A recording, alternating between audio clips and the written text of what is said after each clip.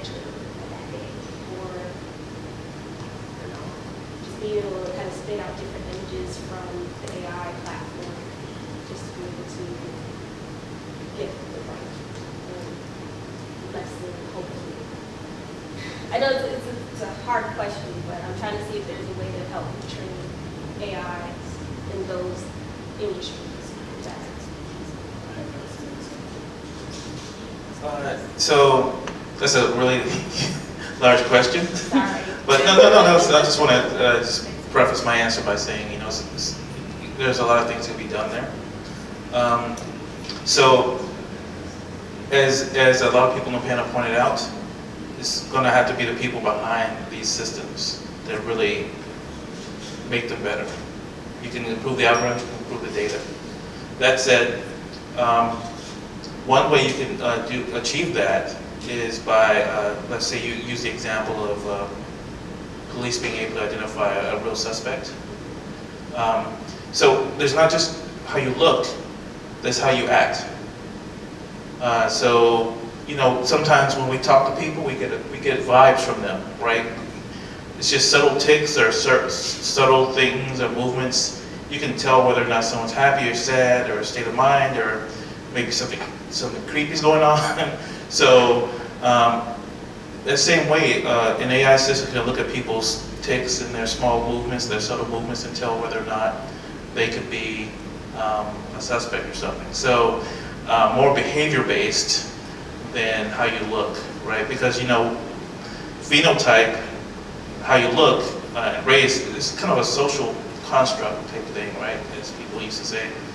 So I think that those types of systems do exist, and I think those will be better for identifying people who could be a terrorist or some kind of criminal. I think there was actually some research that was done. I think it was done in China, actually, and they were using images to predict whether or not, like faces to predict whether or not they were going to commit crimes or something like that. And we were just completely appalled at that. You can't look at, obviously you would be able to find a correlation between certain types of, how your face might be weathered that would be related to poverty. And of course, more people who are impoverished get caught committing crimes than people who are wealthier, right? So there's a lot of things that get really, really scary really fast when you start using those signals. Signals do exist, but the question is, what might those signals that you may be putting value on, what is it a proxy for, right? Is my skin being wrinkled a proxy for I work out in the farm, I work out in the sun, right? And maybe that just means I make less money than people who work indoors. And because I make less money, yada, yada, yada, right? So we have to be really careful about identifying the insights that we think are valuable and making sure that there aren't other biases that could easily be associated and attributed to them.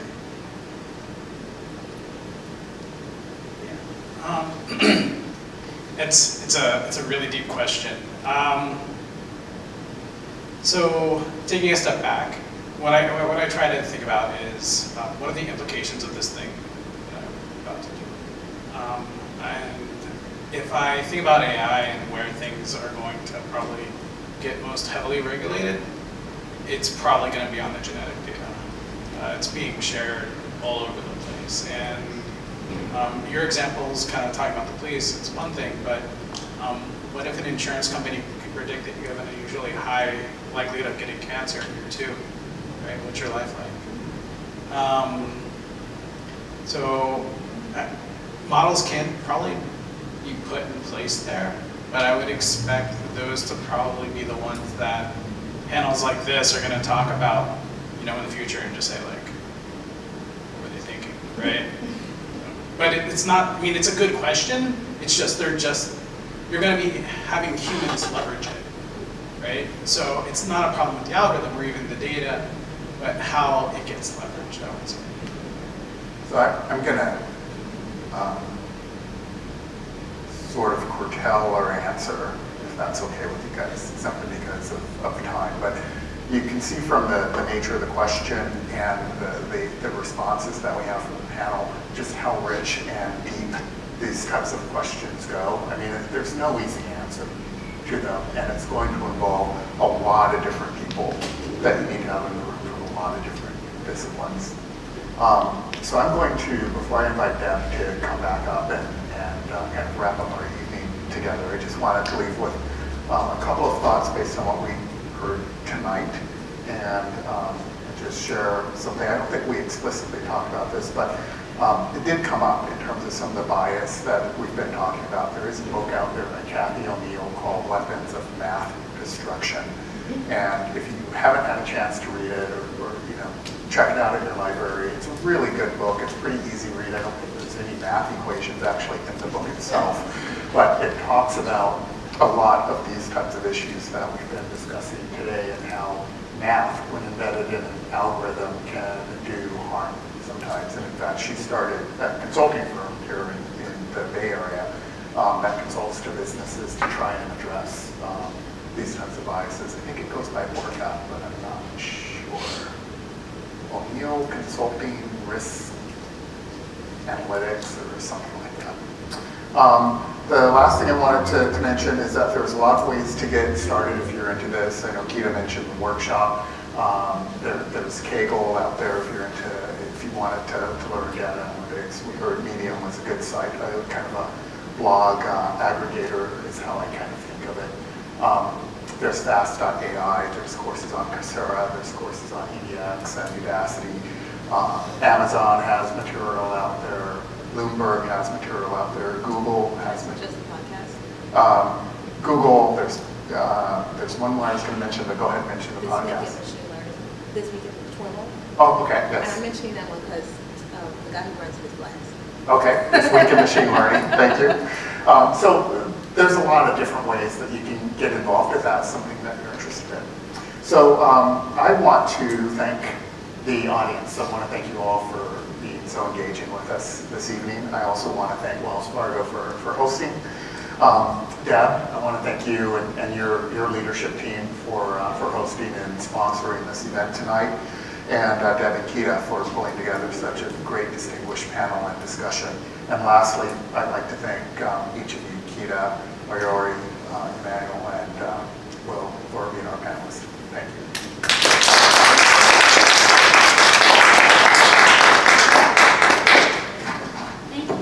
Thank you. I'll reiterate what Steve just said. Thank you, everyone. Thank you, guys. I want to give just a little bit of something. Thank you. And you guys, I want to thank you for your participation and for your contributions.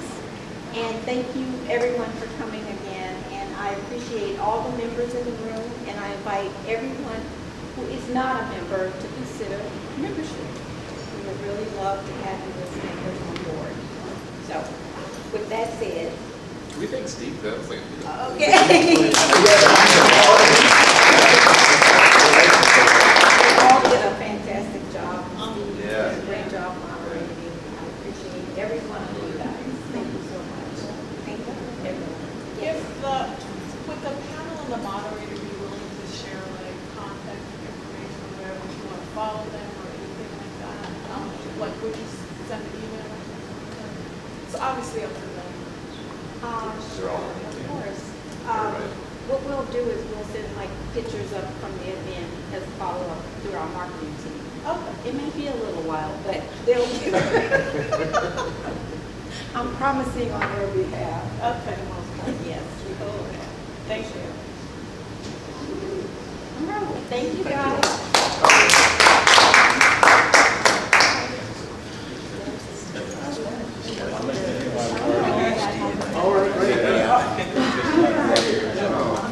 There was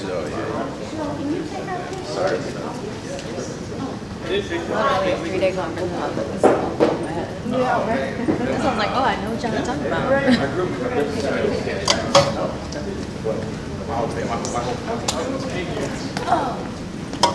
Wow. No, but I have LinkedIn.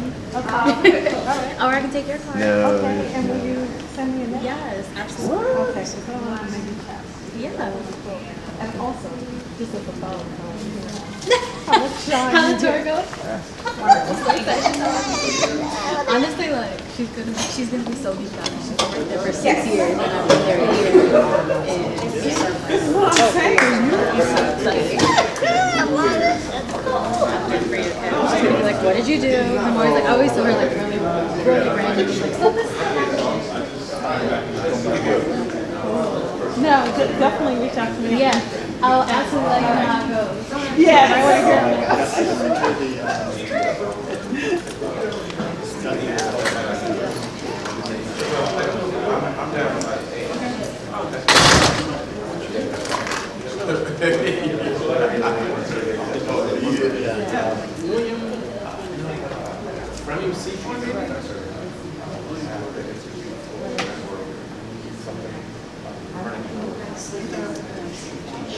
Hey, Cheryl.